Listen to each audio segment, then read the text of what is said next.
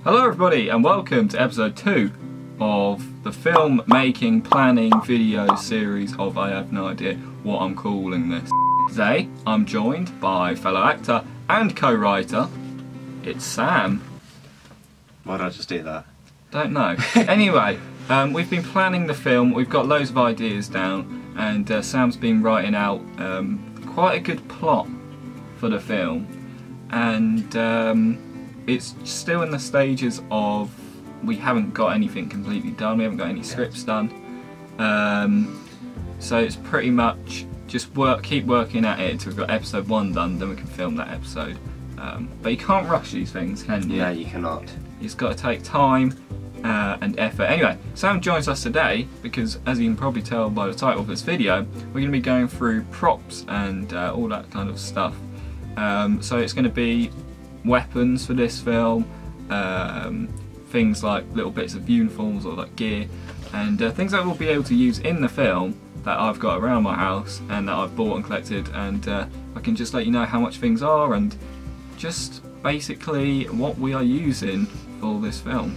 Welcome to the props room of Rock Kieran 7 Studios, and if you come take a look down here, this is a collection of a lot of props, uniforms and outfits from previous projects and films we've done, and we've definitely collated quite a lot of gear and props over the years. So we're going to take you through just a couple of bits and the kind of price range we're looking at for what we've used to create this. So in the film you'll see a lot of things just like plain simple military jackets. Things like this, they cost £1. They're genuine used like military shirts, but they're so good just to put on actors, and it just changes your film a lot. If you've got costumes, if you've got props, it looks so much better than wearing just your Nike, your Adidas just in a film. It ruins the kind of effect. So yeah, you can always look for outfits and stuff like that in different events. For example, this was bought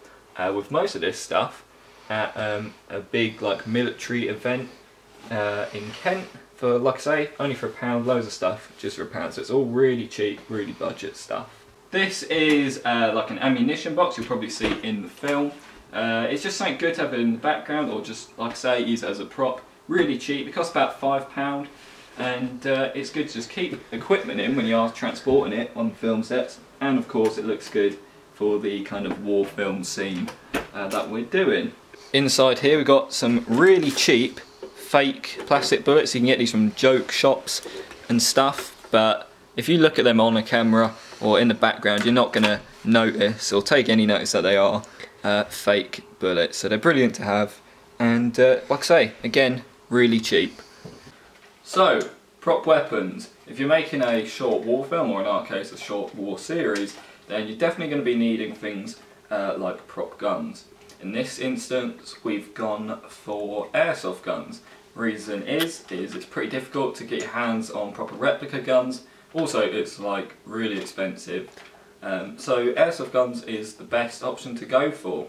Airsoft guns are pretty cheap and they're pretty lightweight as well, so when you're running around the battlefield or the set, then your actors aren't going to be struggling too much. They cost about £30 for a rifle like this, but it does come in like bright colours, so this one came in blue, but we painted all the blue over with green, which is the actual colours of this kind of weapon. As you can see here, we've added metal like scratches. That's literally just putting a tiny dab of silver paint on and just kind of dry brushing over it, just to give that kind of metallic scratched worn effect to the weapons, and if it is caught on camera it does give that quite realistic effect to it. We've also got things like this prop pistol, again another very cheap airsoft gun. This one probably cost only a couple of £. I've got confirmation from our cameraman.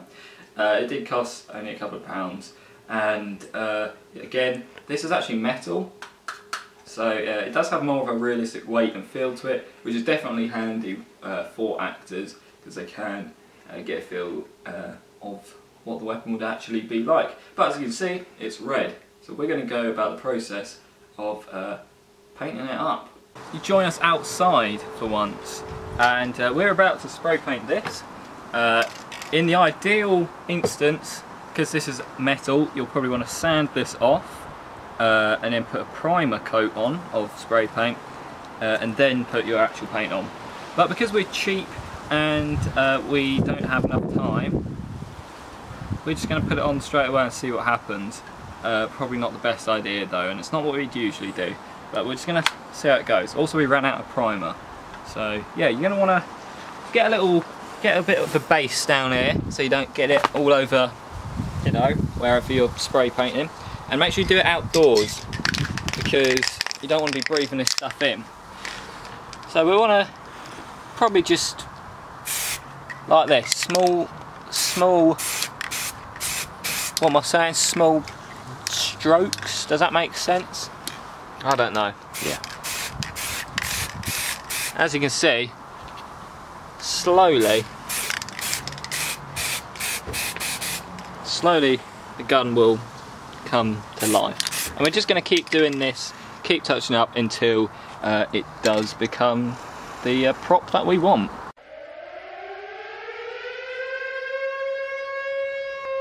Right, so now we're going to weather the gun, and that's pretty much just adding little scratches and tiny little details to make the gun look realistic. So we've got some modelling paint here, it's just silver, and we're going to take, just from the lid here, a tiny little dab out of the silver, just a tiny bit there on the end of the brush. Beautiful. And we're going to just apply that to the gun where scratches would be. So, for example, the trigger guard here would have these tiny scratches going all like along there. I probably actually should be using less than this, so I'm going to just wipe a bit of that off and we'll carry on.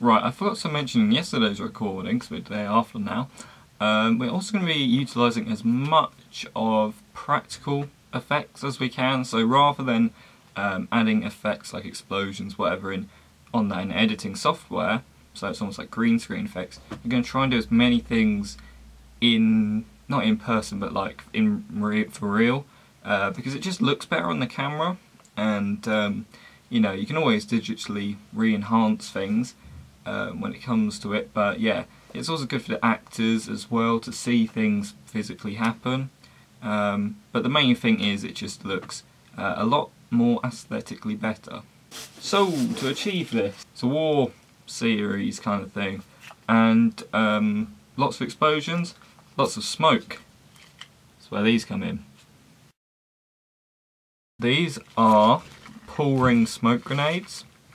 They're absolutely fantastic. So we got that big one there, and we've got 3 other grenades here as well. But these are absolutely amazing for, say if you've got a battle scene, you can have, you know, the actors chuck the grenades, you know, smoke goes everywhere. I'll probably put a clip up of when we've used it before.